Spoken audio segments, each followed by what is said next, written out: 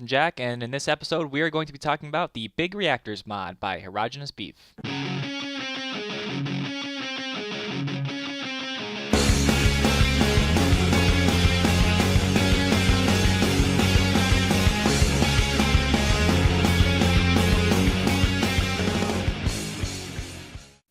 Alright, let's get started. One of the first things you might notice about this mod is that it adds some ore generation into your world, and that is yellowite ore. You can see that it's from the Big Reactors mod by the tooltip on the top. And what you're going to do with this yellowite ore is you are going to throw it in some sort of pulverizer, macerator, whatever machine you use to turn your ores into dust. You're going to throw it into a pulverizer, so I'll drop a little bit of yellowite into there. We're going to make some yellorium dust, okay? Once you have the yellorium dust, you're going to go ahead and smush it in a redstone furnace or any other kind of furnace that you may have to make yellorium ingots. You can use 9 ingots to make a block of yellorium. This is going to be the fuel and some of the crafting components for the rest of the pieces here. What you'll also need to get started with this mod is you're going to need some graphite bars, and in order to make them, you just simply take some coal, throw it in a redstone furnace, and get some graphite bars. You can use 9 graphite bars to make a block just like this.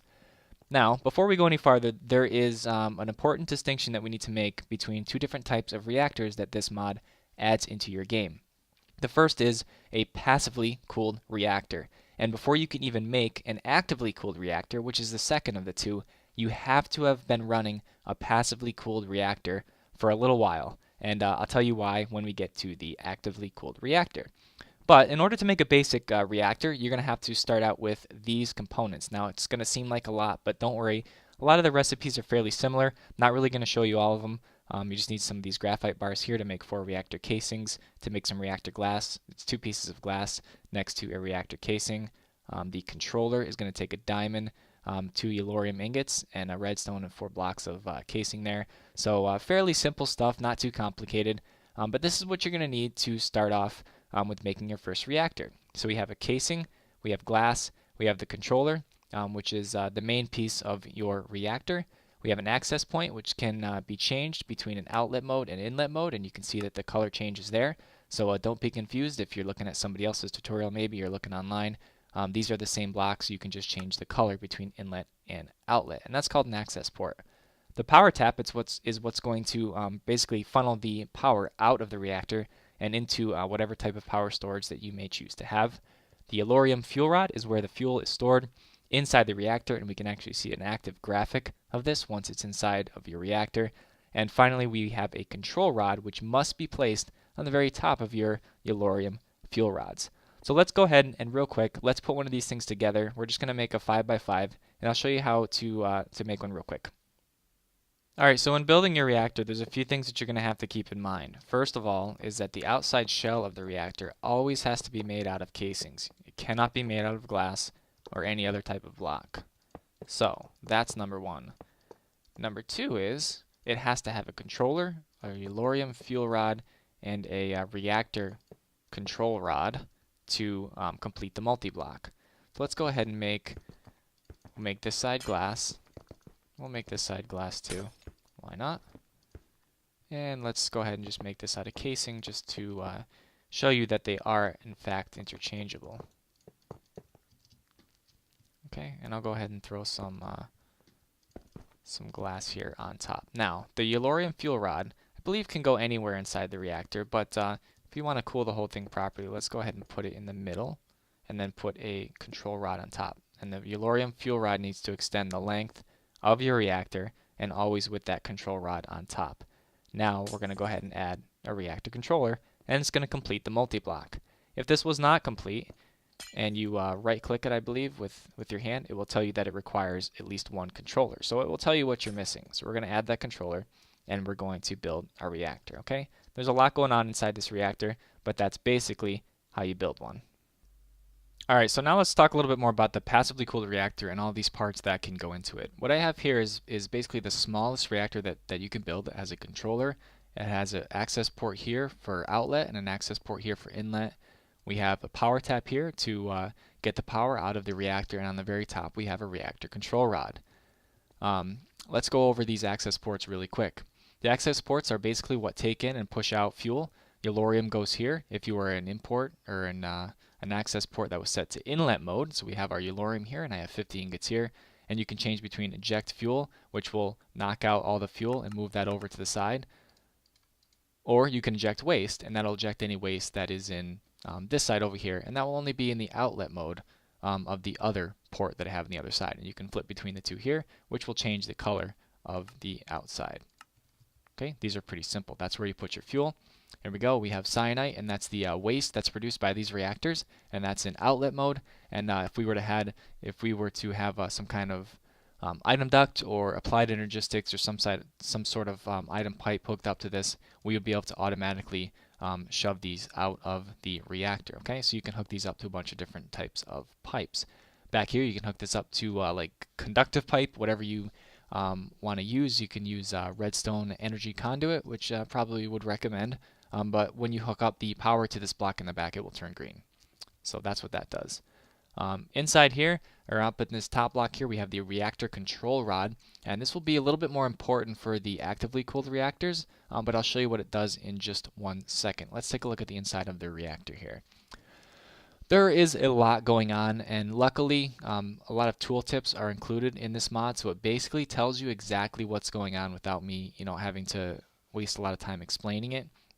On the bottom here, you can set a few different options, and here's where you activate or deactivate the reactor. And right now I'm activated, and you can see that all the stats are up. If it was deactivated, the heat would drop down. This is going to stay the same because my power is not going anywhere. But if I were to activate the reactor, we can see that I have a certain amount of heat, a certain amount of RF per tick, and that's redstone flux per tick, and that's the power that we're getting from this reactor. We have a fuel burn-up rate, and it's 0.25 millibuckets per tick. It's burning this yellorium at. And we have the fuel reactivity, which is how heavily irradiated the core is. And it will basically tell you what impact each of these has on your reactor's power, fuel consumption, and fuel burn-up rates. So we're putting out 230 RF per tick. I believe that's 23 MJ per tick. Don't quote me on that. And we can see here a bunch more stats. Let me just knock something in here. There we go, so we can see it. We have core fuel status, and it will give us a bunch of different information. There is only one yellorium fuel rod in this reactor because that's all that you can fit in the middle of a 3x3, and it will tell you that we only have one fuel rod. And it will tell you the capacity of that fuel rod. So 4 ingots per rod, I believe. You'll see that the bottom part of this is blue and the top part is yellow. That stands for cyanite and yellorium. The cyanite is effectively the waste generated by the reactor, which is this right here. And as that fills up, you will slowly create waste, and it will get thrown into the outlet mode here, or the outlet side of your reactor access port. Okay, and we're going to need that cyanite a little bit later on.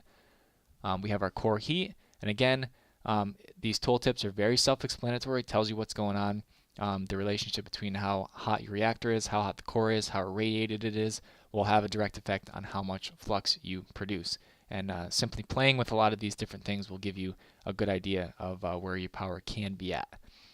Now, we have a full energy buffer over here, and there's a bunch of different ways that we can monitor the energy output of this reactor. The main one being, let's say, Computercraft and RedNet, which I won't go into very much. However, if you are producing more energy than you're using, there's no point in really burning up fuel. And that's where this reactor control rod comes in handy. It will tell you the fuel heat inside of your reactor. And if we raise this to, let's say, 50%, we'll notice a direct impact. We're going to get casing heat is going to lower, the core heat is going to lower, we're going to get significantly less flux per tick. However, the fuel burnup rate is going down significantly. So it's not using nearly as much fuel as it would, and we're still getting 115 RF per tick. So you can kind of configure this to whatever your power needs are, and you can configure these reactor control rods up here. 0% being they're basically free range, burn it up. All right. Here's a reactor with a few more parts on it. Actually, all the same parts, just in different places. You can see here in the middle that that's your yellorium fuel rod, and we have 3 of those. And if we go ahead and look here in the center, capacity 1200, so that's 4000 MB per tick, just like we just found out. And we have 1 fuel rod. Now that is 1 continuous fuel rod. You can add more than 1 fuel rod, and we will see that in a minute. You can add more than 1 fuel rod to your reactors depending on whatever your design is. Okay, so here's a reactor. It's offline right now. Let's turn it on. It's a little bit bigger. We have 3 fuel rods instead of 1.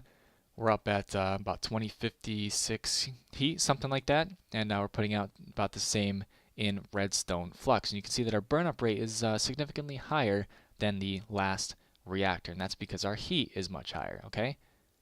And that tooltip basically says it all right there. Very, very, very simple. So there we go. There is a reactor. Now there's one more thing that we can do to these reactors, and we can put different types of fluids inside of them to decrease the heat of the core. Okay, and we want to decrease the heat so we can decrease the fuel burn-up rate.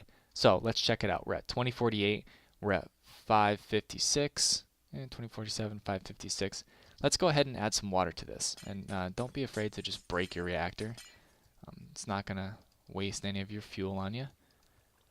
This is only going to get the tiniest of gains because it's water, and water is just about the worst fluid you can use. I mean, you could put a liquid bucket of meat in there, I think, too. That might be worse, actually. But let's go ahead and see what we get. Now we had about 2048.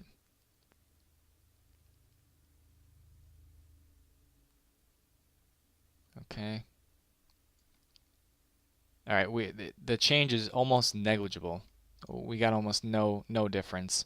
We're at 2048. We're four less degrees, a little bit less flux per tick. Okay, it's not really doing a very good job of cooling it. Okay, so we're going to find out what kinds of liquids you can put inside of your reactor to make the most of it.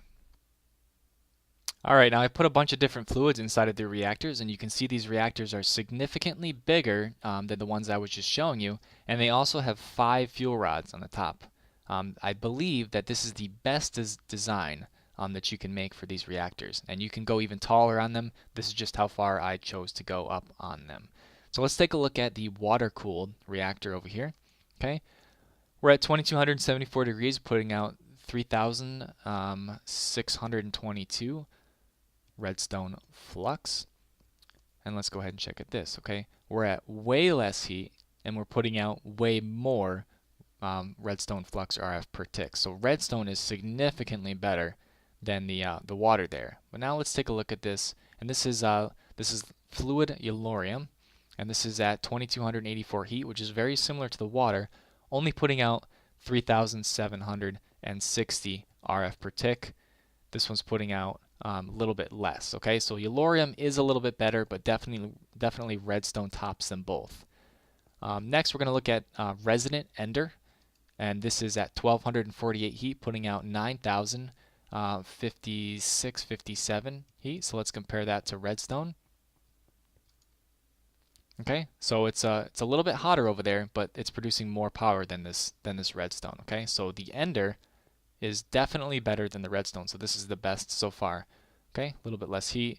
The fuel burn-up rate is significantly more. But let's see on a really hot one here. 1.93. This one is 1.38. Okay, so that's the heat on this one is lower, which is why it's burning less fuel than this one, which is much higher, has a higher core heat. Okay, this last one, and this stuff is pretty difficult to find, and this is gelid cryotheum. This stuff is freezing cold. If you drop this on the floor, it's going to start making icicles and snowmen all over the place. This is, as far as I know, the best liquid to put inside of your reactor. And we can see here that we're running about 1250 degrees Celsius, and we're producing 9,801, something along those lines, redstone flux per tick. Okay, and this is actually switched over to killa or whatever it is. I don't know what that is. Anyways, but you can see that it's putting out a little bit more. We're running at 9,540 here. We're running at 9,800. So we're getting a little bit more bang for our buck with this gelid cryotheum. And you can't use the regular liquid stuff. I don't think it makes a mess, and it's super flowy. But there we go. We're putting out a huge ton of power. I just reset the thing from these reactors, and they're fairly easy to set up. Right now, again, they don't explode, but that may change in the future. But these are the passively cooled reactors. Let's go ahead and take a look at what we can do with an actively cooled reactor, because it's going to significantly change how these things behave.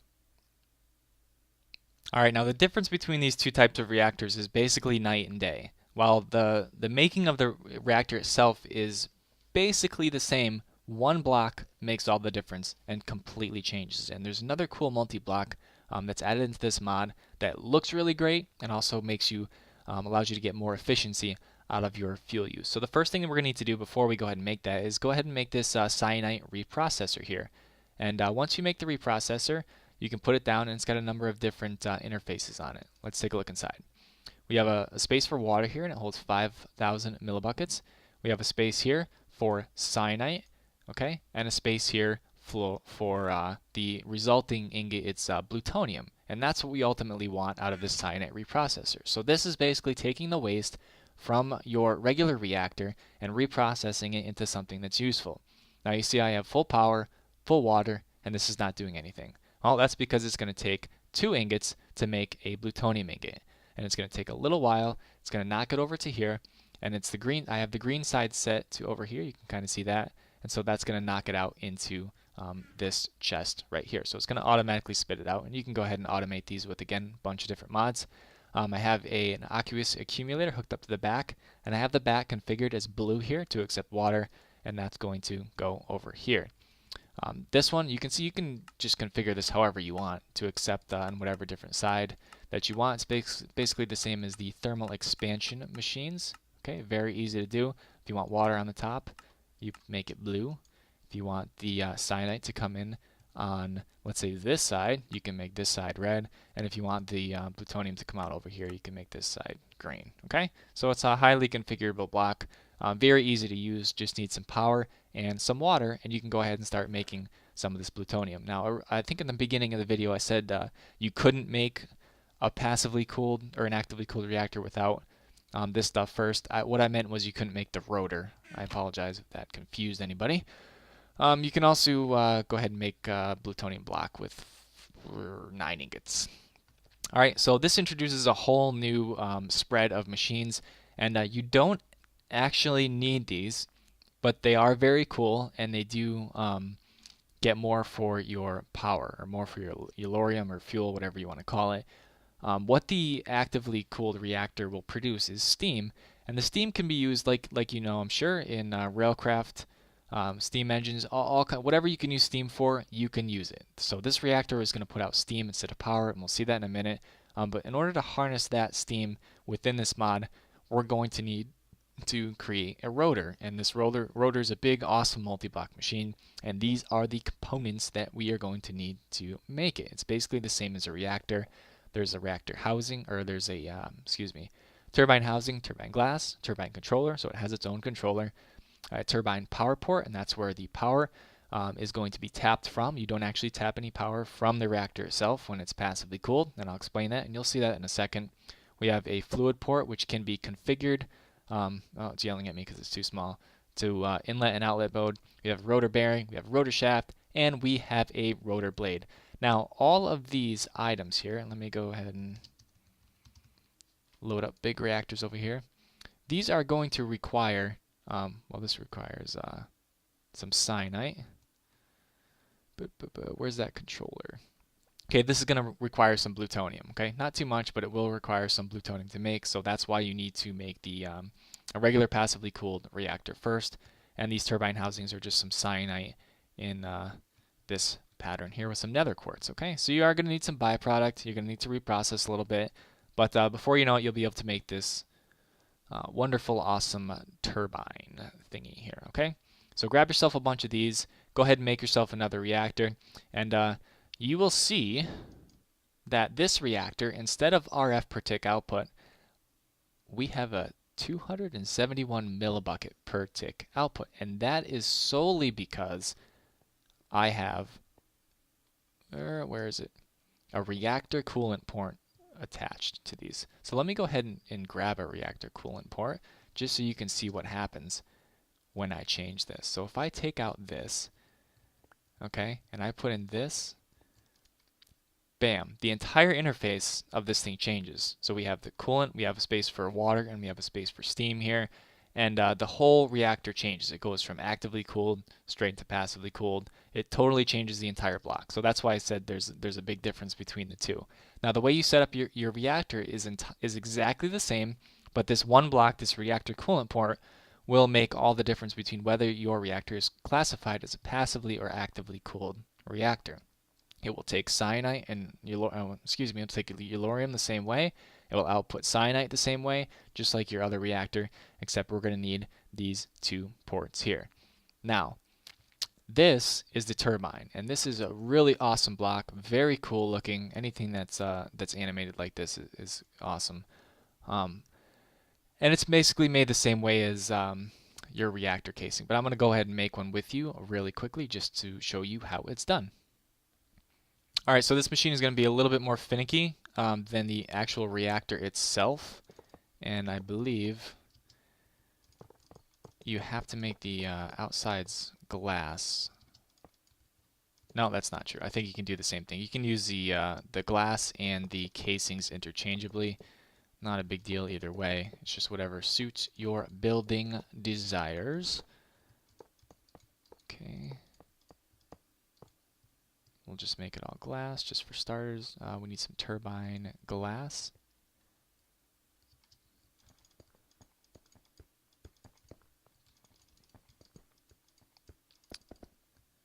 I know this might seem like a waste of time for some of you guys, but sometimes it is helpful to see it built live, just so you know exactly where everything goes, and you can refer back to it in case yours doesn't end up becoming a multi-block in the end. Alright, we've got all sides covered, and we're going to add our turbine controller. Uh-oh, didn't make anything. Not the same as this. We're going to need to add a few more things. We're going to need to add this rotor bearing, and it can go on either side. I just like to put them here. We're going to add a rotor bearing so that our rotor shaft can turn on it. We're going to add a shaft, and it needs to extend the full length of the inside, and this can go vertically as well. And then what we're going to do is we're going to put on some rotor blades, and you can put on a bunch of these. You can put on just a couple of them. It's entirely up to you. I'll show you how to figure out how many you really need in a minute. Okay, and there we go. We completed it, and there is our rotor. Very cool. Now it is missing one thing, but we will see that in a second. What I'm going to do is I'm going to spawn in one of these creative steam generators,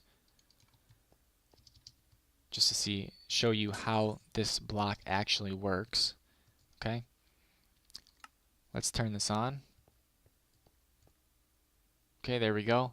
It's blowing all kinds of steam in there, but it's not turning. And you just saw that one turning over there, so there's clearly something wrong. And what is wrong is that we are missing a coil. And was a little bit confusing when I was reading up on it, but the coils can be made, or conductance coils, whatever you want to call them, can be made out of various metal blocks. And I will post a link of a chart that will kind of explain the efficiencies of these things a little bit better, and what different metals you can use and what metals are better than others. I'm just going to use gold for this one. I have actually electrum in my other ones.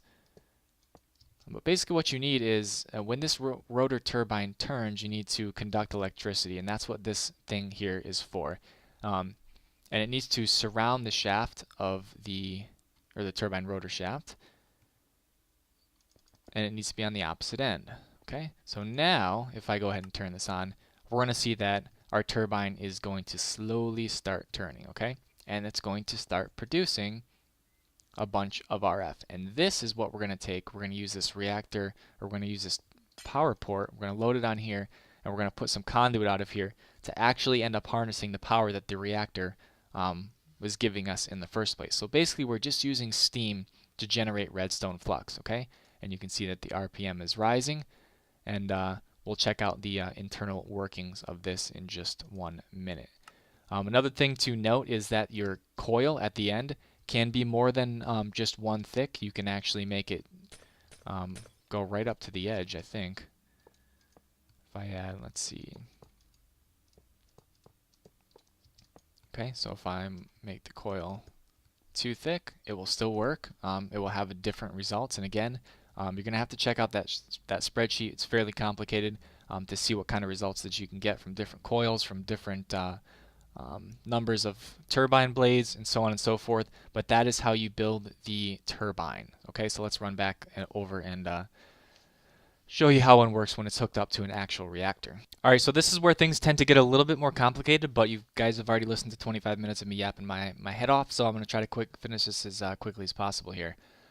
The interface inside of here is a little bit different. As I said before, you have a hot fluid output, and this reactor says that it's actively cooled by a fluid, such as water, which is superheated by the core. And we have the same other interface buttons here: fuel burnup rate, reactivity, and core temperature. The only other difference is the water and the steam output on this side. Now, the best way to find out how big to build your turbine is to first build your reactor and find out how much steam your reactor will pull out. I can't emphasize that enough. It's easiest to figure out what your reactor outputs and then build your turbine based on the output.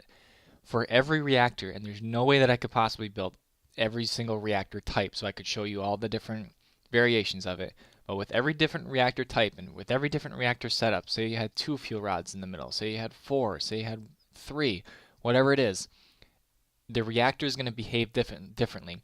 Some are going to need more water, some are going to need less water, some are going to output way more steam per tick, some of them are going to output way less steam per tick. You just have to get to this number right here. Okay, this is how much steam your reactor is putting out, and how much steam your reactor puts out will determine how much steam your turbine can handle. So before I go any further, let me tell you that despite the fact that this huge extra multi-block is a lot of extra resources, the steam turbine, or the actively cooled reactor setup, is much more efficient on fuel and produces more power than a standard passively cooled reactor. So let me show you that right now. This is a standard one fuel rod reactor, just like that one I have over there. It's full of liquid, the cryo cold snowman stuff. And this one is putting out 1,424 RF per tick. Okay, I have the best cooling liquid inside of it. One rod, the rod is set at 0%. Okay, we're getting 1,400 RF per tick.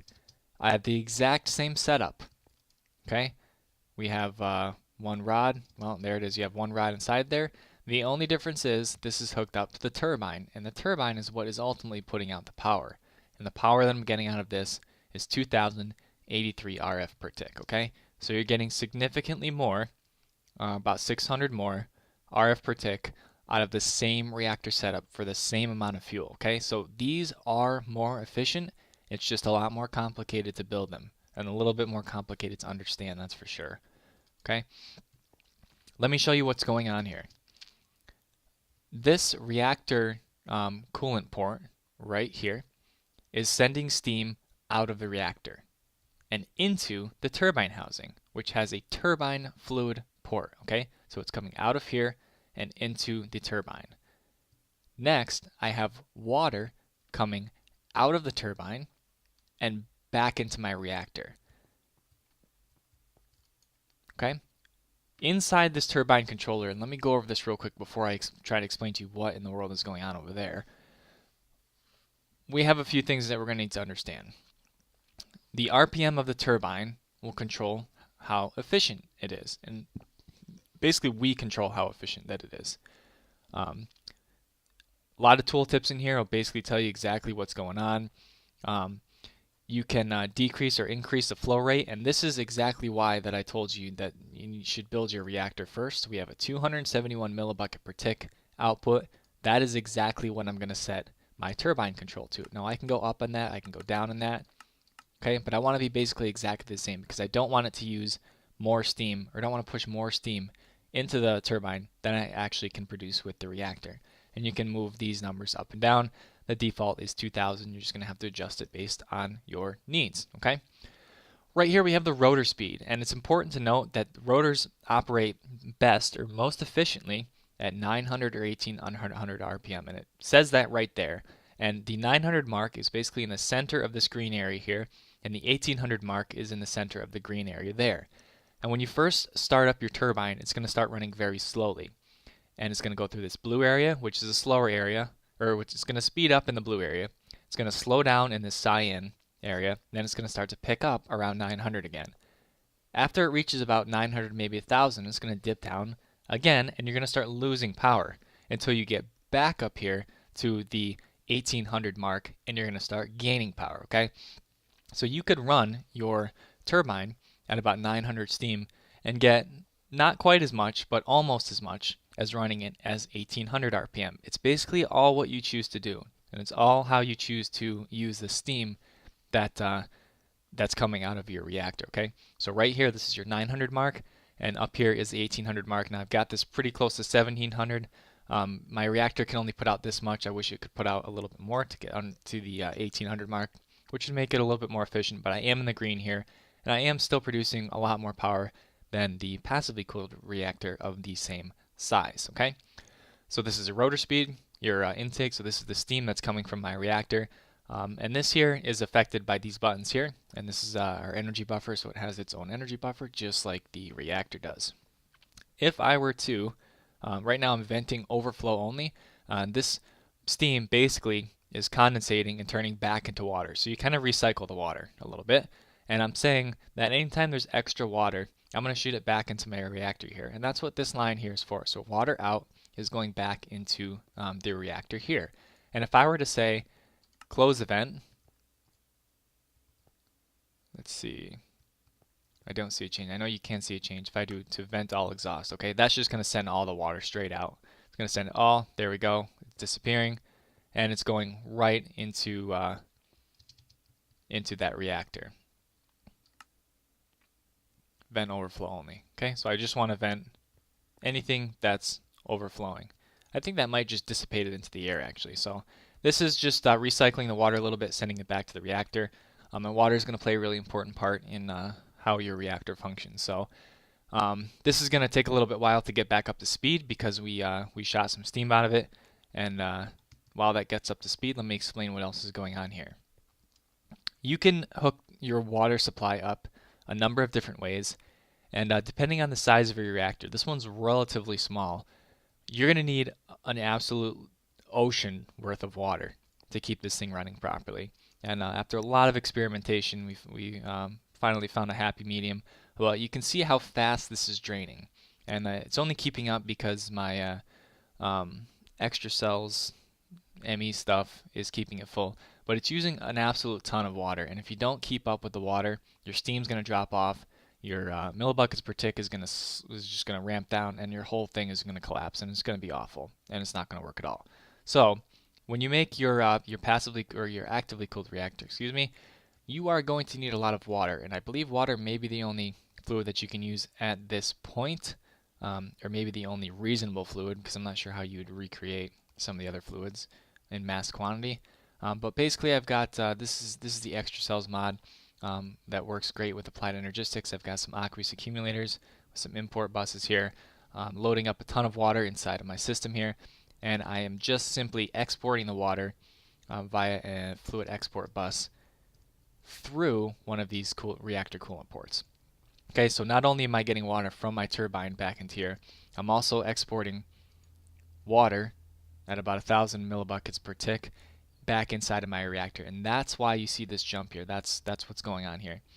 You can use fluid ducts, but fluid ducts, since they are so limited, are going to require more coolant ports and a lot more piping. And you can put as many coolant ports as you want on the side of this thing, and it might look really ugly. I chose to use this because it was a lot simpler. But you are going to need a lot of water inside of this reactor. And basically, that is entirely how it works, okay? So you have your output here in steam. You're sending your steam to your rotor. The rotor is using that steam to make power, just like some other mods do, and that's what we're getting. So these are a lot more efficient. I really hope this was understandable. I hope you guys understand what's going on here. You just use water inside. You need to fill your reactor with water and your turbine with steam, and you can't run out of water here. Otherwise, your turbine is going to slow down, and it's going to be a disaster. And as you can see, we're ramping back up here. All right, so that's what these things. That's what these things are. Now, one last thing. the amount of blades, the turbine blades. You see in there that I have 11. There's 3 on that very first rung, and then there's it's 5 long, 2 on each side, plus a third in there. And I got 11 because basically I took the 271 and I divided it by 25, excuse me. So, something to keep in mind, the more rotor blades that you have, the more drag it's going to create. If you take the steam in millibuckets divided by 25, it will let you know approximately how many rotor blades you'll need to maximize the efficiency of your turbine. And again, you should find out how much steam your reactor can put out the first before you even create this thing, so you know. So in reality, this could be a lot smaller because I could fit up to 4 turbine blades per turbine shaft there. This just looks a little bit cooler, so you can kind of see what's going on. Got my electrum block coil down there that's putting out a little bit more than some other metals would. And that's the turbine. All right. I hope that was self-explanatory, or I hope I explained it well, excuse me. Here's a turbine that's standing up on end, basically works the same way. The efficiency and balancing your turbine to get it to exactly where you need it to be is not easy. You're going to have to do a lot of tinkering. Check out that spreadsheet. It's very helpful. The link is in the description. If you're not sure what it means or if you're not sure what's going on and you want to drop us a line, check us out in the IRC chat on the minecrafters.com, or you can hit us up on Facebook. There's a lot going on there. Here's an example of a double coil putting out 4,700 RF per tick, and that's a lot, but it's also consuming 709 millibuckets per tick to make this thing go.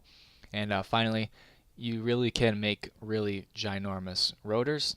I'm not entirely sure if there's actually a limit.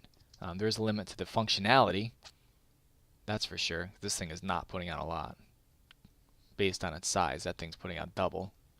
Okay, but you can make really big rotors. You can make really big coils. Whatever works for you, however much space you have. If you just want to make something like this that looks really awesome, go for it. Alright, totally forgot one thing, so real quick before I go, you can add a Reactor RedNet port or a Reactor computer port onto either the turbine or your reactor. Basically, there's a lot of different options inside of here. If you open up the GUI, you can select a whole bunch of different things from here.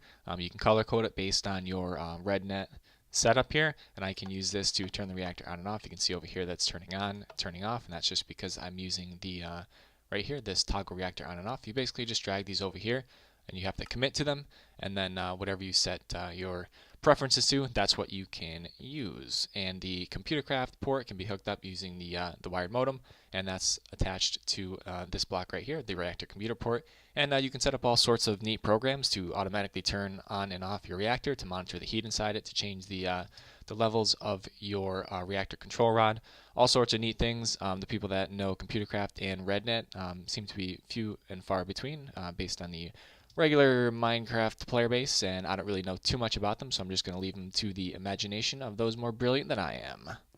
But this is the Big Reactors mod. I hope it has been helpful. And that's it, I believe. Captain Jack signing out. An access port here for inlet. We have a power tap here to get the power out of the reactor, and on the very top we have a reactor control rod. Let's go over these access ports really quick. The access ports are basically what take in and push out fuel. Yellorium goes here if you were an import or an access port that was set to inlet mode. So we have our Yellorium here, and I have 50 ingots here.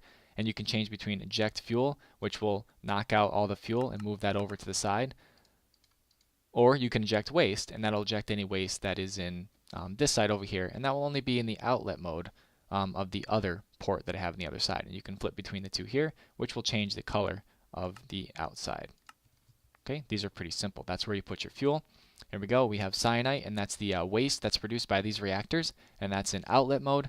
And if we were to have some kind of item duct or applied energistics or some sort of item pipe hooked up to this, we would be able to automatically shove these out of the reactor. Okay, so you can hook these up to a bunch of different types of pipes. Back here, you can hook this up to like conductive pipe, whatever you make this side glass. We'll make this side glass too. Why not? And let's go ahead and just make this out of casing just to show you that they are in fact interchangeable. Okay, and I'll go ahead and throw some glass here on top. Now, the yellorium fuel rod, I believe, can go anywhere inside the reactor, but if you want to cool the whole thing properly, let's go ahead and put it in the middle and then put a control rod on top. And the yellorium fuel rod needs to extend the length of your reactor and always with that control rod on top. Now we're going to go ahead and add a reactor controller, and it's going to complete the multi-block. If this was not complete, and you right click it, I believe, with your hand, it will tell you that it requires at least one controller. So it will tell you what you're missing. So we're going to add that controller, and we're going to build our reactor, okay? There's a lot going on inside this reactor, but that's basically how you build one. Alright, so now let's talk a little bit more about the passively cooled reactor and all these parts that can go into it. What I have here is basically the smallest reactor that you can build. It has a controller. It has an access port here for outlet and an outlet mode and inlet mode, and you can see that the color changes there. So don't be confused if you're looking at somebody else's tutorial, maybe you're looking online. These are the same blocks. You can just change the color between inlet and outlet, and that's called an access port. The power tap is what's going to basically funnel the power out of the reactor and into whatever type of power storage that you may choose to have.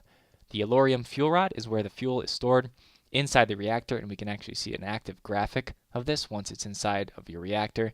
And finally, we have a control rod, which must be placed on the very top of your yellorium fuel rods.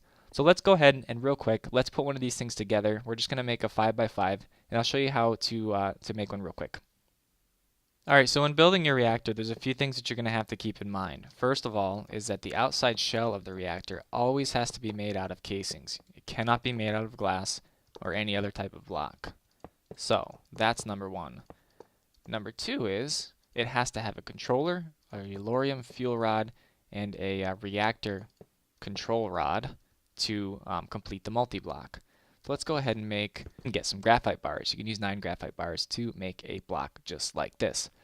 Now, before we go any farther, there is an important distinction that we need to make between two different types of reactors that this mod adds into your game. The first is a passively cooled reactor. And before you can even make an actively cooled reactor, which is the second of the two, you have to have been running a passively cooled reactor for a little while. And I'll tell you why when we get to the actively cooled reactor. But in order to make a basic reactor, you're going to have to start out with these components. Now, it's going to seem like a lot, but don't worry. A lot of the recipes are fairly similar. Not really going to show you all of them. You just need some of these graphite bars here to make 4 reactor casings, to make some reactor glass. It's 2 pieces of glass next to a reactor casing.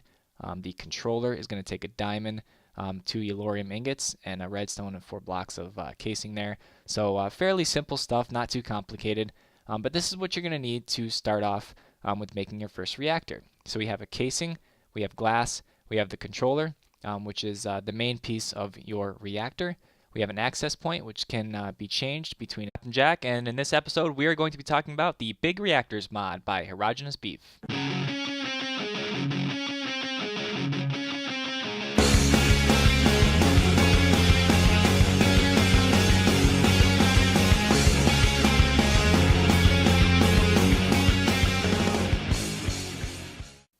Alright, let's get started. One of the first things you might notice about this mod is that it adds some ore generation into your world, and that is yellorite ore. You can see that it's from the Big Reactors mod by the tooltip on the top. And what you're going to do with this yellorite ore is you are going to throw it in some sort of pulverizer, macerator, whatever machine you use to turn your ores into dust. You're going to throw it into a pulverizer, so I'll drop a little bit of yellorite into there. We're going to make some yellorium dust, okay? Once you have the yellorium dust, you're going to go ahead and smush it in a redstone furnace or any other kind of furnace that you may have to make yellorium ingots. You can use 9 ingots to make a block of yellorium. This is going to be the fuel and some of the crafting components for the rest of the pieces here. What you'll also need to get started with this mod is you're going to need some graphite bars, and in order to make them, you just simply take some coal, throw it in a redstone furnace,